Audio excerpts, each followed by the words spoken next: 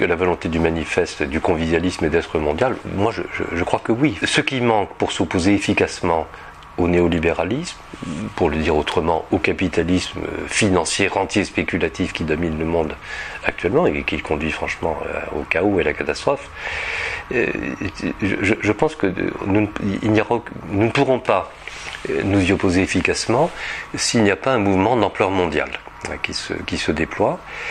Et ce mouvement d'ampleur mondiale, on voit bien qu'il se cherche, il apparaît par bribes, par fragments un peu partout. Ça peut être les indignados en Espagne, les manifestants en Grèce, ça peut être toutes les révolutions arabes, entre guillemets, et dont on voit bien et tout ce qui peut se passer en Amérique latine, ou en Argentine, ou ailleurs. Et on voit bien le point commun qui unit toutes ces révoltes, ou les révoltes en Turquie, sur la place Gezi. Le point commun, c'est toujours un sentiment d'indignation contre la corruption et la démesure. Ça, c'est le point fondamental.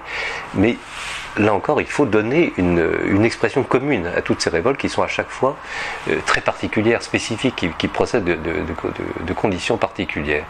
Donc il faut monter en généralité. Et monter en généralité de façon aussi puissante que ce qu'avait pu faire avant, effectivement, le socialisme, enfin le libéralisme, le socialisme ou le communisme. Il y a une dimension quasi religieuse, d'une certaine façon, à trouver. C'est-à-dire, s'il n'y a pas des passions quasi religieuses, je dis bien quasi religieuses, qui se manifestent et qui donnent à chacun dans le monde le sentiment de participer au même combat, fondamentalement, au même combat contre la démesure, contre la corruption, à ce moment-là, rien ne pourra se faire s'il n'y a pas cela. Voilà. Donc l'objectif, c'est à la fois de faire une analyse de la situation et d'énoncer quelques principes universalisables. Alors c'est ce que fait le manifeste en énonçant 4 principes fondamentaux qui d'ailleurs, on voit bien, passent bien dans les différents pays. Mon premier principe, un principe de commune humanité. Ça paraît évident, mais ça va mieux en le rappelant. Principe de commune humanité, principe de commune socialité, ça a l'air simple mais c'est important. Principe de commune socialité, ça veut dire que les êtres humains ne sont pas des individus séparés, des homo economicus, qui ne pensent qu'à leur intérêt propre. Ça veut dire que pour les êtres humains, la principale richesse, c'est la richesse de leur rapport social. Voilà, principe de commune socialité.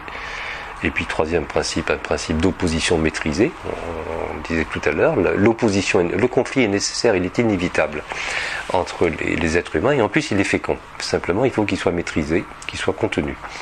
Et puis, ça en fait, c'est le 4e principe. Et le 3e principe, c'est le principe d'individuation. Il est légitime que chaque être humain essaye de réaliser son individualité singulière, produire son individuation, mais il ne faut pas que ça débouche sur la lutte de tous contre tous. Voilà.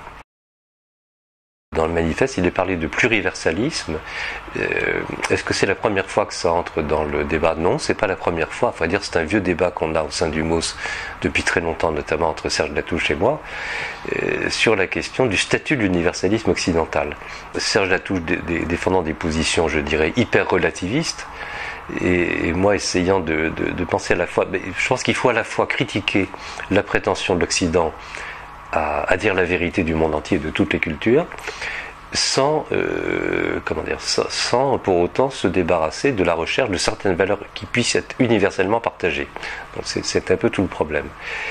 Et là, dans le manifeste, on a retenu la formulation à laquelle est arrivé finalement depuis assez longtemps Serge Latouche, que je trouve bonne, pluriversalisme. Moi, pour ma part, je parlais d'universalisme relativiste. Voilà, c'est à peu près la même idée. Comment est-ce qu'on navigue entre cette double contrainte, reconnaître la valeur de chaque culture, de tout ce qui a été élaboré de manière particulière dans chaque culture, sans pour autant abandonner l'idée de trouver des valeurs qui permettent de rassembler l'humanité, malgré tout. Mais de la rassembler pas dans un bloc indifférencié et pas sous la domination d'une seule des cultures.